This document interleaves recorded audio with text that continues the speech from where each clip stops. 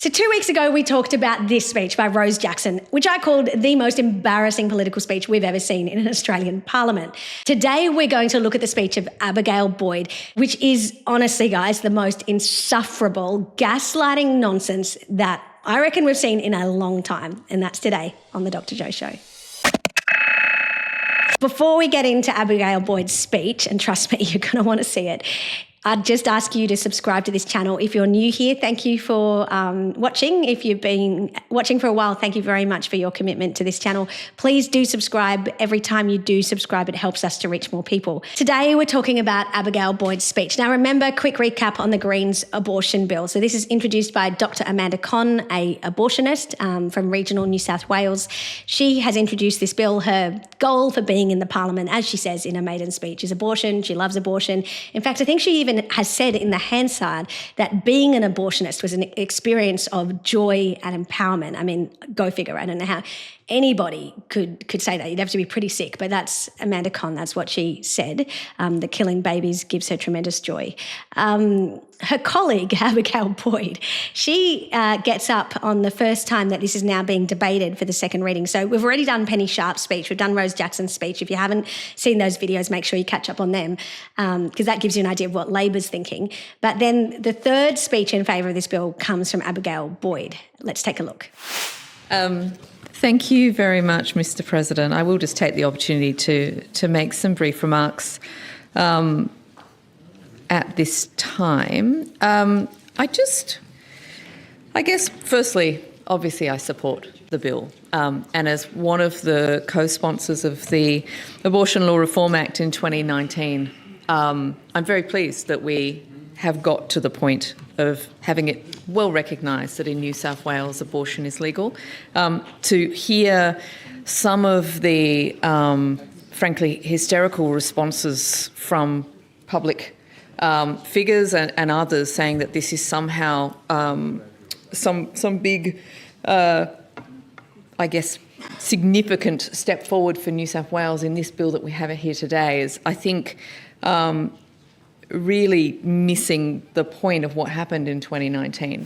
So this is the tone that she's going to use throughout the speech, and it's just insufferable, isn't it? Like, you know, she's 30 seconds in and you're just almost already thinking, I've just got to block my ears. I don't know if I can sit through this, through her sing-song voice, this I'm so reasonable and, oh, it's such a pain to have, you know, all of these pesky pro-lifers raising concerns because they're so hysterical. That's literally what she says, you know, these hysterical claims against the bill. And she, you know, it's almost like she's just a little bit tired by all of our drama because, you know, she's the grown-up. All of us who are raising objections, we're loony, we're crazy, we're Trumpian. But, you know, she is the grown-up in the room who's just there with a very measured sing-song voice to tell us all, you know, to calm down, it's okay, we don't need to be, you know, raising the alarm bell. And the end result is this incredibly nauseating, patronising performance. And yet the irony of it is she's actually the extremist. She's supporting a bill that would force all health workers, even those who don't want to because they really are against it because it kills babies, she would force them to be actively involved in abortion, to transfer the patient to someone who's going to kill that baby. You know, she's for a bill that would force Christian and faith-based hospitals to perform abortions, to give the Minister for Health the power to force them to do that. She's for a bill that turns nurses and midwives into abortionists. She's for a bill that removes the data-keeping requirements around abortion. She is an extreme leftist, a radically pro-abortion woman who's out of step with the vast majority of Australian women, and yet she's cloaking it. She's gaslighting us by saying, you know, you guys are the hysterical ones. It almost feels like Mean Girls. It feels like, you know, she's your classic school bully who in front of the teachers is all, you know, prissy and got the right voice and the right hair and the right look, but then behind the scenes, you know, she's stabbing you in the back. If you're not in her club, in her clique, in her psycho pro-abortion gang, then, you know, she's just removed you. She's cut you out. But you know, in public, she's, you know, Miss Smiles. And to be clear, I'm not saying that she is a bully. I'm just saying that she comes over like one, because look at the language that she uses. So she says, you know, to hear some of the hysterical responses. No, the 5,000 people that turned up to the parliament the week before to protest against this bill, they were not hysterical, Abigail, just because they disagreed with you. They were people who are deeply concerned about this bill, who are so opposed to it that they left everything so that they could turn up to the parliament, even though they'd had busy work days, school run with the kids, all of the things that everybody has on their plate. And it's so difficult in Sydney to get into the city at that time of night. It's peak hour. These 5,000 people came and dropped everything, not because of some hysterical response, but because they're genuinely concerned about your agenda here. And then think about the language she uses. She goes, to hear some of the hysterical responses to the bill by public figures and others saying this is a significant step forward in this bill is missing the point of what happened in 2019. No, nobody's saying it's a significant step forward. Like, she can't even bring herself to use accurate language. What we're saying is this is a significant step backward, that in 2019 you psychopaths legalised abortion up to birth for any reason. This cabal of pro-abortion MPs within Labor, the Greens and even the Liberal Party and the Nationals joined together to introduce abortion up to birth, out of step with the community. And then now you're not done. You're not satisfied with that. And you want us to go even further back. You know, this is not progressive. You want to go further back to now force everybody to be okay with abortion. You know, it's just everybody has to do it. Everybody has to be okay with it. That's the kind of communist state you want to live in. And you can't even be honest about it. It gets worse. Take a watch. Of course, back then we didn't have Dr. Amanda Cohn sitting with us in the chamber, and it's such a delight. Dr. Amanda Cohn is, of course, a doctor of medicine. She is somebody who has first-hand understanding of what it is to be a patient in a border town. And so I would just finish by, again, really praising the work of my colleague, Dr. Amanda Cohn. As I said, she is a doctor of medicine, and it's her approach to treating this as the healthcare issue that it is, and as the issue of accessibility of healthcare for everybody in the state is so consistent with everything that she does in the health portfolio, in everything that she did as a doctor. And I think her work is to be really commended. It's unfortunate, the silliness that has surrounded some of this debate on what is an incredibly reasonable administrative bill. So this is where you really see the Mean Girls vibe kick in. What you guys don't know, if you're just watching this speech now, is that I'm actually sitting there less than a metre away from Abigail Boyd in the gallery.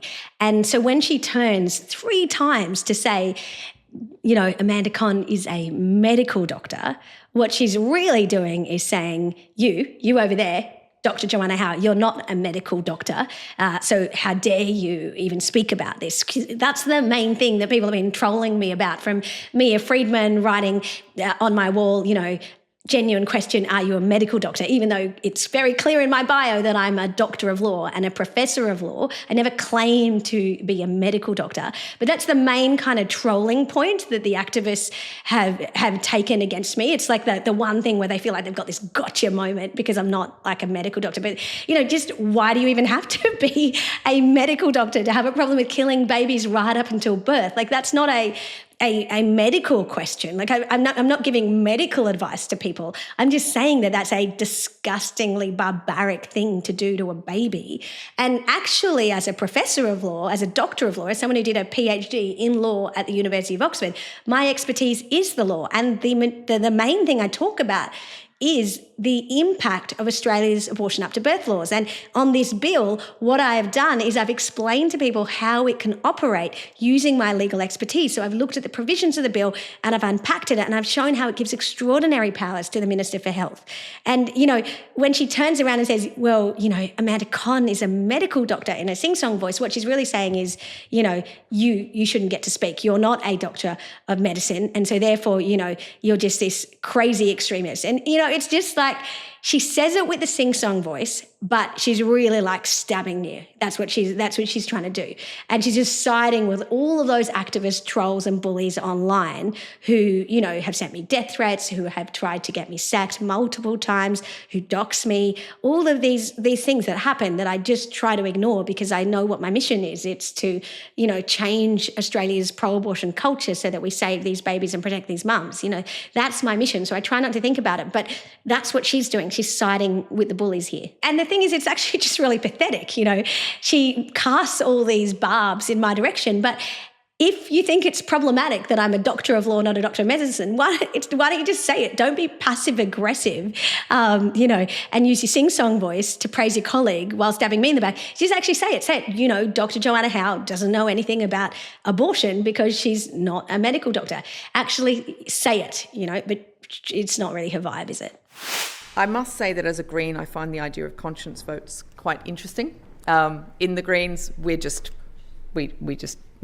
pro-choice. I don't really understand other parties. The Greens policy is decided by our members. It's decided by our members on the basis of evidence, of listening very carefully to science, to listening very carefully to the principles and basis on which our party was founded, particularly in this case when it comes to social justice. And to us, it's just obvious. So every single Greens MP in every state and territory and in Canberra will vote for reproductive health rights for women every single time. So first of all, I just feel like it's incumbent upon me to apologise to you guys for forcing you to watch this woman. She is just so insufferable. And I'm only doing this because I think we have to, because this is the really hideously evil agenda that has taken over our parliaments, and we're actually at a real risk that it could be a Labor Greens minority government federally. And we saw what happened in Canberra when they took over Calvary Public Hospital because it wouldn't perform abortions when Labor and the Greens were in government, and we are literally looking at that federally. So I think we have to watch her. We have to see what the Greens are saying. And this clip, it kind of epitomises, doesn't it, everything that is wrong with the Greens. So she starts off by saying, I find the very idea of conscience votes interesting, troubling, in fact. It's like, well, that's a major red flag right there.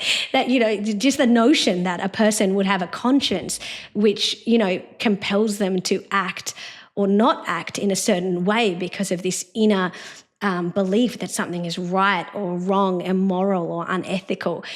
She can't even understand that as a Greens. And she concludes then by saying, for the Greens, we are pro-abortion in every state, in every parliament, every single time, So you cannot ever vote for the Greens because of that. There's literally no reason ever that a Greens MP would ever have for being against abortion. The baby's, just about to come out.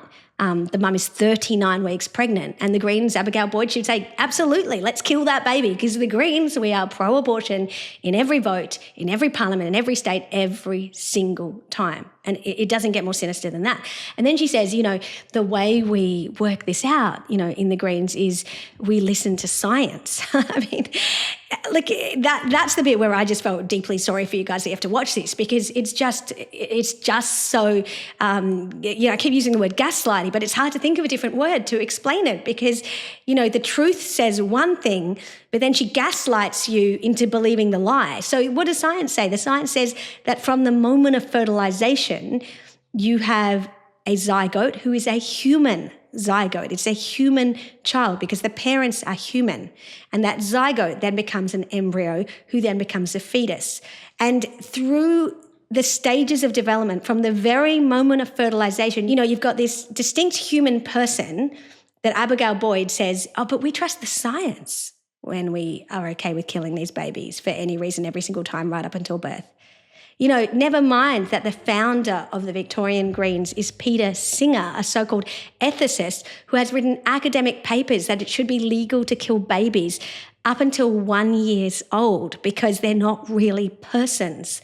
They are not fully conscious. They're dependent. They are not aspirational. They don't have dreams for their life. So we should be able to kill them. And then in this same paper, he says, well, we should be able to kill disabled babies even after that, because they're drains on society and they're disabled. So what science are you referring to, Abigail Boyd? I'd love to see a study. Can you point us to a reference that supports your position that it is okay to kill this baby in utero because they're not a human person, because the science tells us it's zygote to embryo to fetus to newborn to toddler and then, to tween to teenager to adult. There is literally at no point within that framework of development from embryo to adult, where you don't have a distinct human person, a human being. And I know I grew up thinking that abortion was already legal. In practice, it had been for at least those of us in wealthy enough circumstances and in metro areas where we were able to get to see, sensible doctors. It was seen as something that was widely available.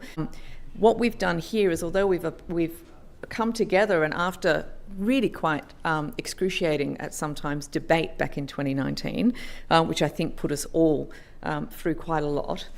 So again, you hear the Mean Girls vibe coming out, don't you? So she refers to any doctor who gives an abortion as a sensible doctor.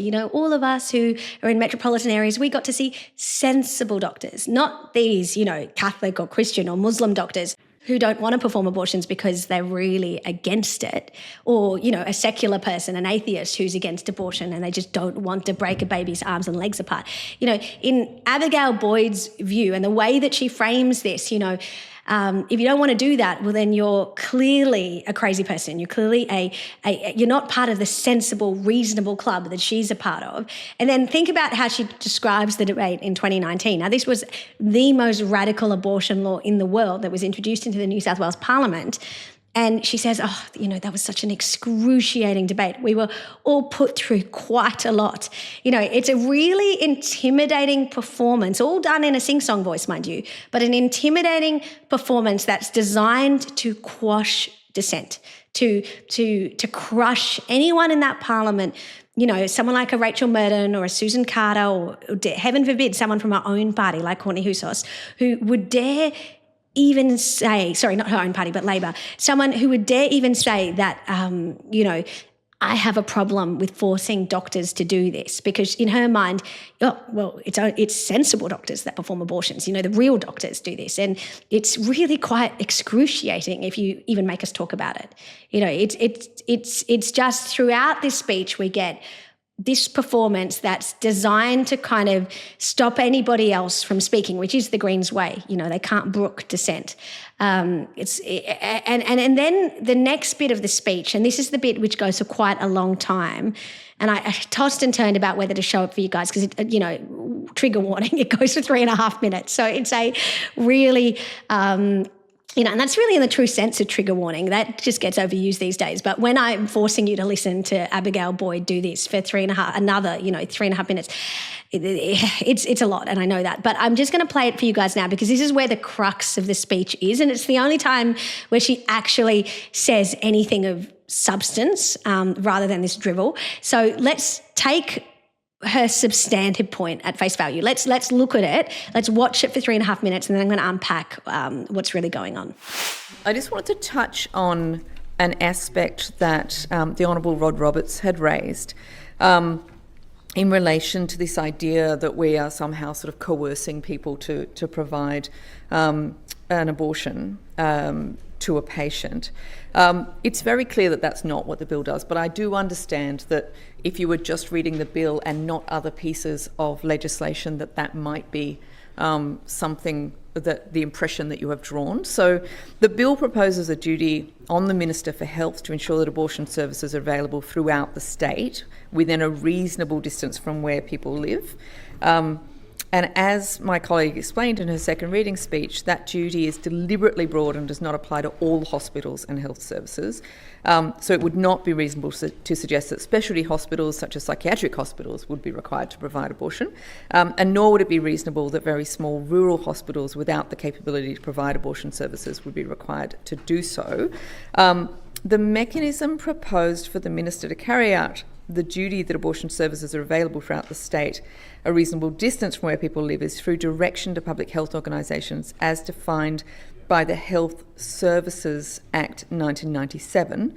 That includes local health districts, statutory health corporations or affiliated health organisations, but does not include private hospitals and health services. So this whole talk about somehow private hospitals will be required under this Act to offer reproductive health services is just not true. The bill does not propose any penalty mechanism for practitioners or health services that do not provide abortion services. So there's been these concerns raised regarding potential impact on faith-based hospitals, and it seems to stem from this kind of theoretical impact to faith-based affiliated health organisations that are part of the New South Wales public health system. But the requirement to ensure abortion services are available a reasonable distance from where people live means that an affiliated health organisation could not be required to provide abortion services in areas where services are already available. Under the Health Services Act 97, affiliated health organisations are required to carry out such functions as conferred or imposed on it under any Act, or as may be prescribed by the regulations. The bill does not impose any functions on affiliated health organisations, but the Minister already has the power to impose functions on affiliated health organisations through regulation. So as per Section 65 of the Health Services Act 1997, the Minister may from time to time determine the role, functions and activities of any recognised establishment or recognised service and affiliated health organisation, and for that purpose give the organisation any necessary directions. But before making a determination, the Minister is to consult with the affiliated health organisation concerned in regard to the healthcare philosophy of the organisation. So all of that is a very long way of saying that when you actually view this bill and what it does in the context of existing legislation, it is incredibly clear that there is no coercion here. This bill does not operate in a way that would force all hospitals, including these affiliated and private hospitals, to provide abortion services. That's something that unfortunately has been picked up by a lot of people who are, let's say perhaps looking for reasons to oppose this bill as being something that it's not. And I think that needs to be sort of knocked on its head. So I understand that the Honourable Rod Roberts might have got that impression, but I do hope that he takes that explanation and reads the FAQ document that was sent round by my colleague to explain exactly how this actually works. So in this clip, and the reason I played it at length is because this is the crux of the Greens' argument. They're saying this isn't a radical bill. They're saying that in the Health Services Act, the Minister already has a power to order any health organisation to do things, but there is a provision in that Act which says he or she has to take into account the institutional ethos, the culture of that organisation. So this is true. In Section 65 of the Health Services Act, Boyd is right. It does allow the Minister to make that kind of direction, and that includes faith-based hospitals. But that Act isn't solely about abortion. And so when the Minister gives that direction to a hospital, he or she has to consult. And so if it's a faith-based institution like St. Vincent's, for example, he would have to, or she would have to sit down with that organisation and discuss what's really going on. And presumably a Catholic organisation would say, we don't want to perform abortions because it goes against who we are. It's just so intrinsic to our institutional culture that we cannot kill babies. And so it is true that that power exists, but it's a power that is tempered. It's a power that is qualified. And what the Greens bill does, which Boyd is now trying to cover up, and Dr. Cohn as well, they don't want people to realise this. And what they're so angry about is that I've blown this up, that I've really exposed it using my legal expertise. What they don't want people to know is that their bill goes so much further, because in the Cohn bill, it gives the Minister the same power to make directions, but now specifically within the context of abortion and with the goal of making sure that abortion is available within a reasonable distance of residents' homes. So remember, the Health Services Act is not subject specific. It's not just about abortion, it's about health more generally. This is now a specific bill that has as its goal abortion access and about making sure it's accessible to New South Wales residents. And as part of that, the Minister now has a power to give a direction to a public hospital, and that health organisation must comply. There's no consultation provision. There's no qualification. There's no caveat.